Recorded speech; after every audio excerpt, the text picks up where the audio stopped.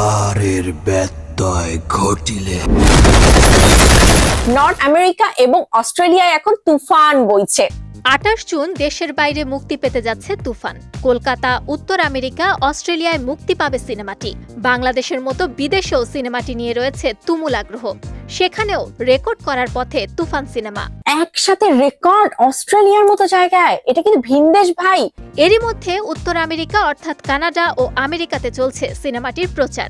এক content creator জানিয়েছে অস্ট্রেলিয়াতে 28 জুন মুক্তি পাবে তুফান। 23 জুনেই সিনেমাটির 1,500 টিকিট বিক্রি হয়ে গেছে। এ থেকেই বোঝা যাচ্ছে বিদেশেও তুফান সিনেমার জন্য অপেক্ষা করছেন বাংলা ভাষাভাষীরা। অস্ট্রেলিয়ায় 1500 টিকিট সোল্ড আউট হয়ে গেছে সাকিবিয়ান। অস্ট্রেলিয়ায় তুফান সিনেমার পরিবেশক বঙ্গজ ফিল্মস।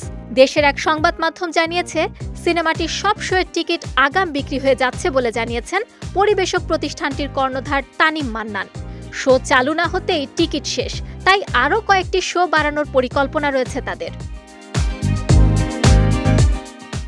দেশে তুফান সিনেমা নিয়ে উত্তেজনা কমছে না। দিন বাড়ার সঙ্গে সঙ্গে সিনেমাটির শো বাড়ছে।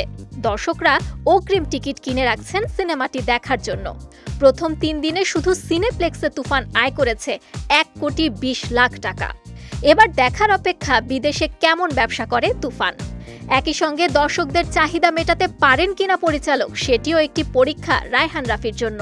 একমাত্র ওয়ালটন এসি দিচ্ছে 1 বছরের রিপ্লেসমেন্ট গ্যারান্টি এবং কম্প্রেসারের 10 বছরের গ্যারান্টি।